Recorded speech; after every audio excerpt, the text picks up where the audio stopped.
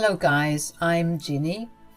I'll tell you about how I taught my mother-in-law a nice lesson while my husband Stephen supported me and cheered me on. As you can tell, I was never a good daughter-in-law to Sophia. She hated me and was mad that I was taking her son away from her.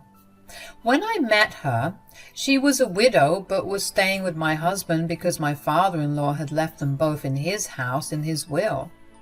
But Ginny moved out once her father passed away and left his house to her. Ginny had a lot of love for her dad's place since she grew up there. She happily left her marital home and moved back into her house because she loved that place so much. This meant that Stephen and I got to stay in his house alone after our wedding. Sophia came by whenever she wanted because it was her house too. But I wasn't allowed to set foot in her late father's house since she didn't want me to be there.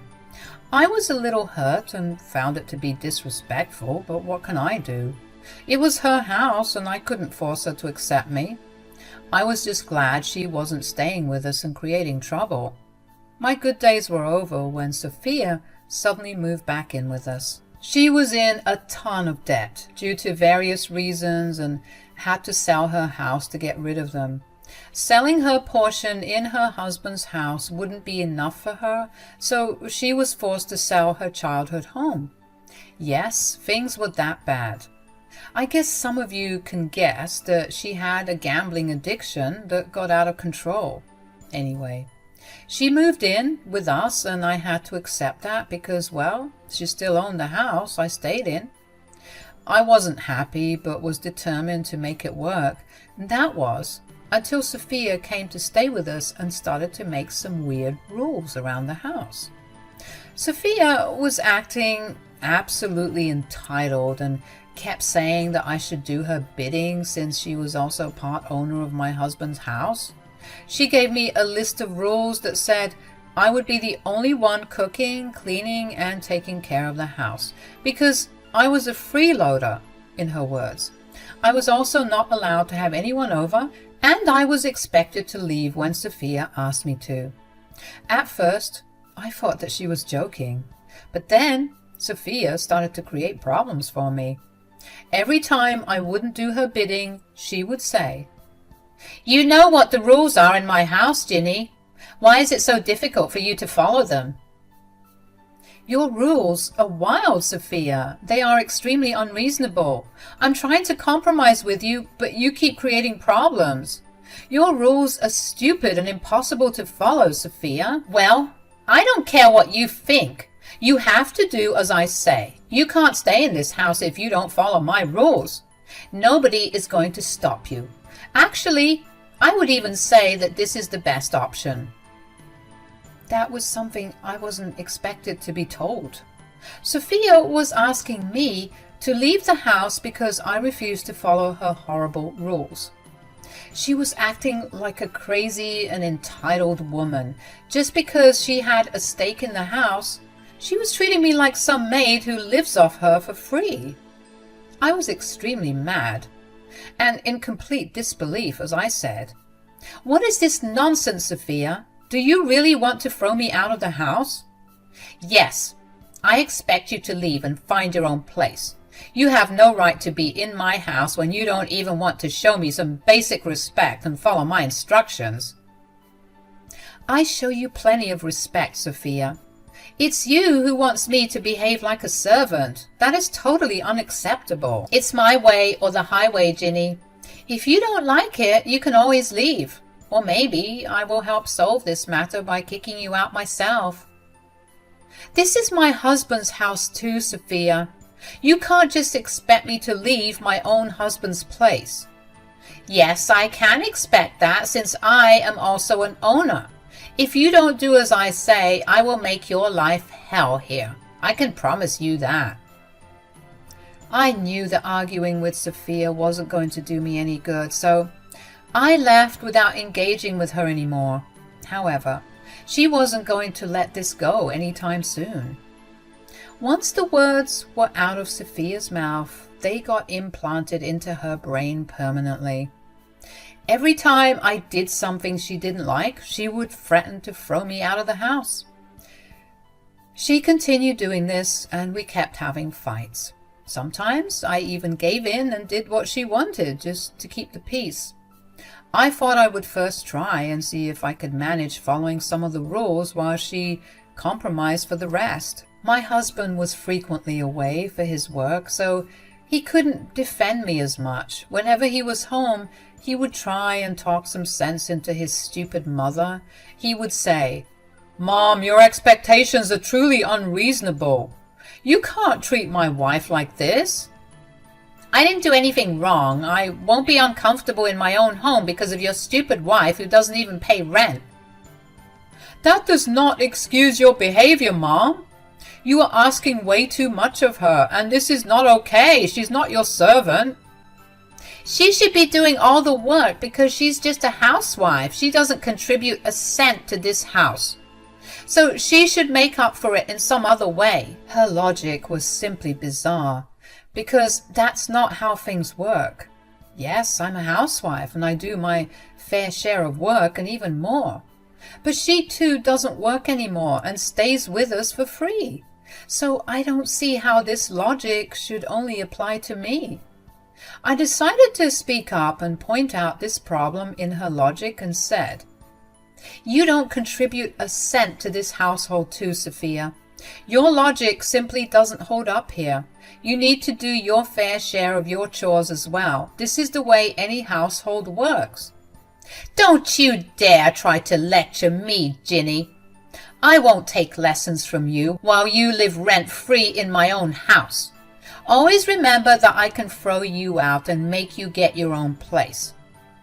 "Mom, you are being extremely disrespectful to my wife. I also own this place, so you need to understand the fact that she has the right to be here."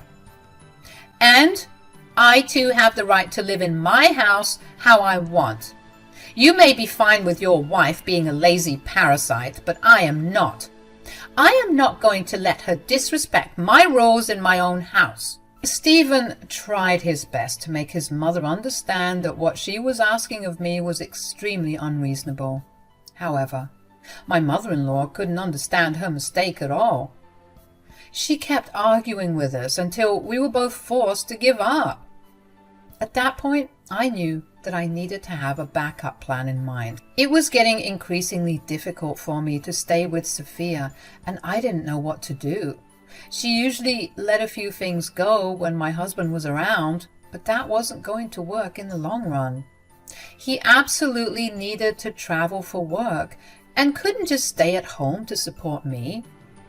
I was left alone with Sophia for extended periods of time, and it was just destroying my mental health in all ways possible. So, that night, I said to my husband, "I don't think I can bear her much longer, Stephen. She is progressively getting worse every day." "I'm so sorry, Ginny. What can I even do? I tried to make her understand her mistake, but she doesn't want to accept it. I can't kick her out because this is her house too." "I know, Stephen. You don't have to remind me. I'm tired of hearing this from Sophia every day. She leaves no chance to remind me that I don't own this place, but she does." "I wish I could give you a house, Ginny. If my finances would allow me to take a mortgage, I would have. But I don't think I can qualify for it before I get rid of my student loans." "It's okay, Stephen. I'm not blaming you in any way. I wish we had a solution, though. I don't think I can stay with your mother forever like this."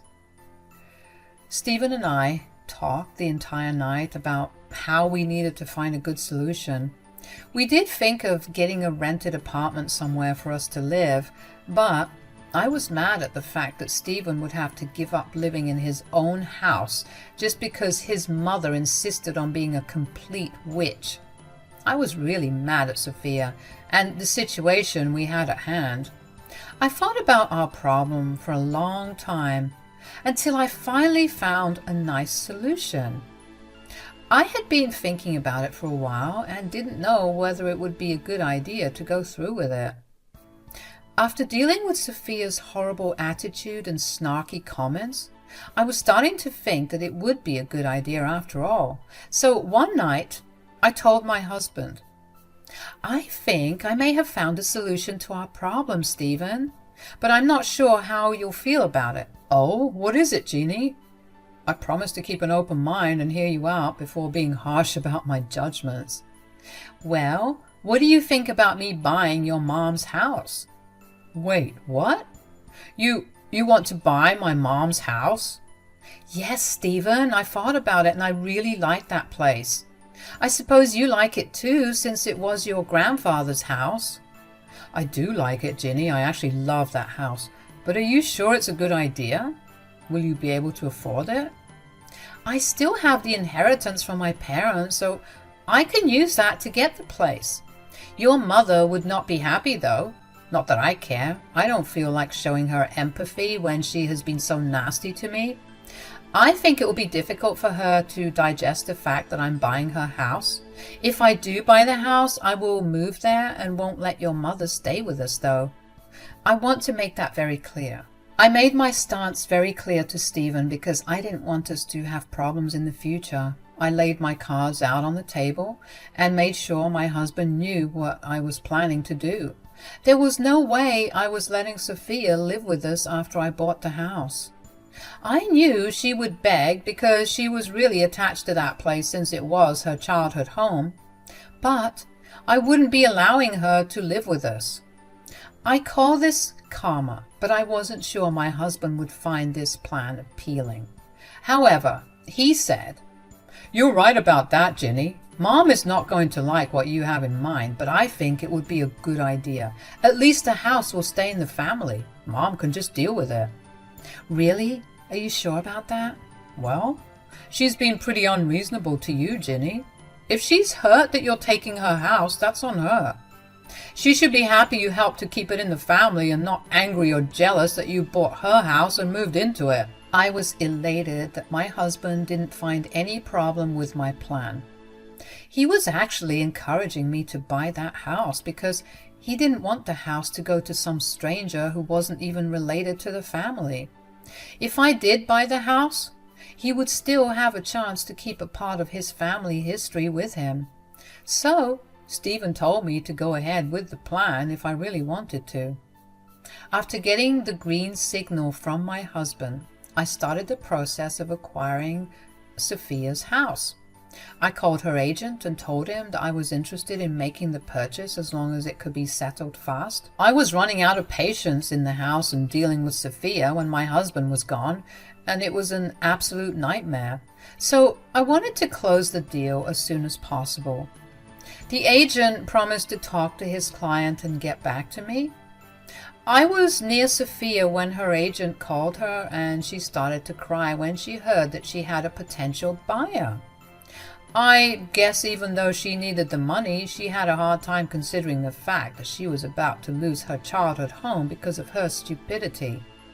I watched her cry and didn't bother to comfort her because I had stopped caring about her entirely. Days passed and we were able to finalize the sale of the house. I took extra care to hide my identity by making my lawyer a nominee for the sale. So Sophia never realized that I was the one buying the house. I had requested a private tour of the house without the owner for my privacy, so Sophia wasn't present when I went to look at her house. I wasn't allowed into the place after Sophia took over because she didn't want me to come to her house. Now, I was not only taking a tour of the place, but also buying it. When I was in the house, all those years of disrespect came rushing back to me. I was craving some revenge, and I really wanted to see Sophia's face when she found out who bought her house. I signed the papers within 10 days, and her house was successfully mine. She was able to pay off her debts, but she cried like a baby on the day that she got the last tour of her old home. Sophia came back to the house and actually amped up her horrible behavior. She got her stuff removed from her old house and started to put everything in our house. She even went to the extent of removing my stuff and throwing it out to accommodate her things. I was away for a family emergency when she had her stuff moved. I wasn't there to witness or stop it from happening.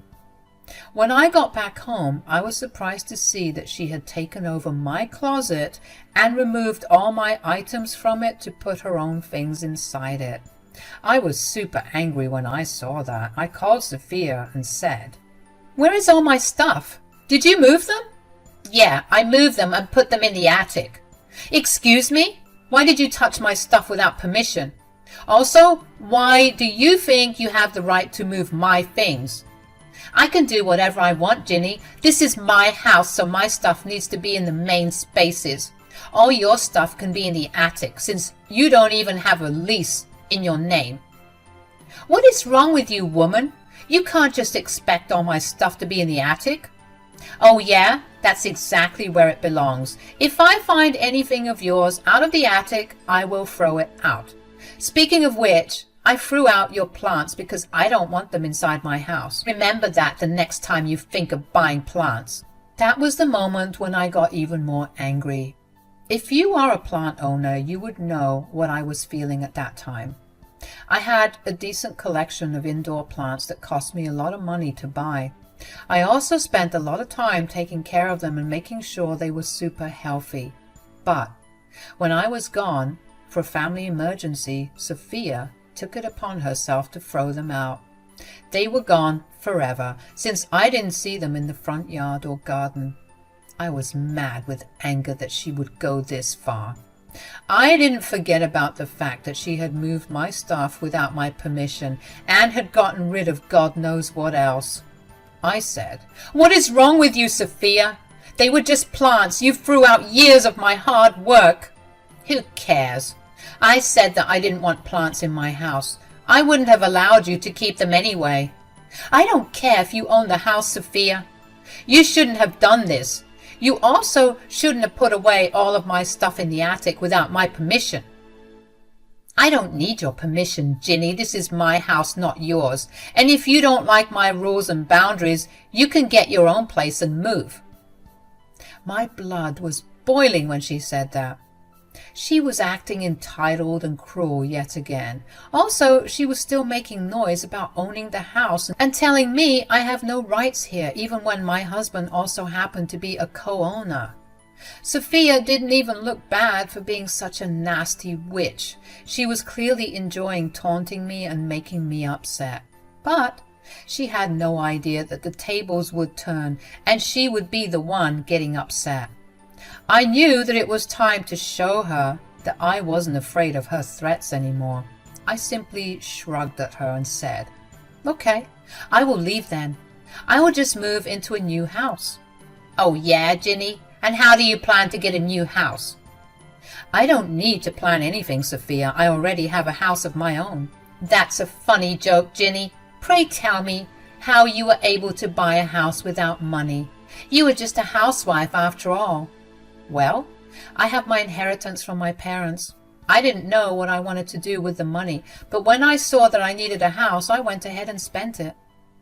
"And what were you able to afford, Ginny? A trailer? A tent, maybe, since a trailer would be too much money for you." "Actually, no, Sophia. I happen to have bought your house." "You are being hilarious today, Ginny. Tell me, do you really expect me to believe that you bought my house?" "You don't have to believe me, Sophia. I can show you the proof. Here, take a look at this picture." I showed Sophia a picture of the house deed that I had on my phone. I had taken the picture because the papers were in the safe and I didn't want to take it out. I already had a picture taken for this very occasion, so I utilized it when the chance came for me. Sophia took one look at the picture and turned pale. Gone was her snarky attitude, and it was replaced with the look of shock. She started to get tears in her eyes and said, "What? This is impossible. How could you buy my house?" "Well, I already told you that I had money, Sophia." "No, this can't happen. You can't own my childhood home. A useless housewife like you can't buy my house." "It's strange, isn't it, Sophia? After your father died, you didn't let me set foot into your house. Now I've become the owner of the very place. No, no, this can't happen. You can't live in my house. Now it's time for me to correct you, Sophia. That is not what your house is anymore. It is mine. And I have the right to make my own rules when in my house. You know what that means, Sophia? What? What does it mean? It means that you won't be able to set foot in my house. So you will never see or live in your childhood home again. It will still be in your family, but you will have no access to it. Sophia absolutely burst into tears when I said that. She started to hurl abuses at me and told me that I would die in hell for doing this to her. I happily saw her throw a tantrum and cry her eyes out because her daughter-in-law was now the owner of her childhood home.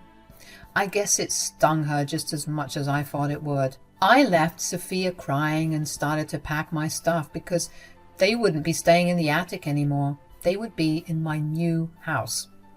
Stephen and I moved out of our old house and into my new house within a week.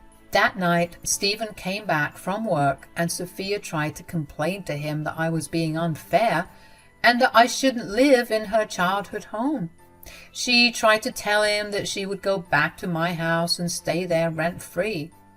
Stephen flat out told his mother that it wouldn't be happening.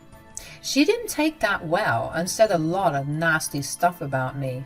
After that, Stephen made the decision to cut off contact with her for good. He was willing to pay for her groceries and all utilities even after moving out, but the last big fight made him realize that he shouldn't be helping out someone who was so nasty to his wife. We moved into our new home and started to decorate it as we wanted.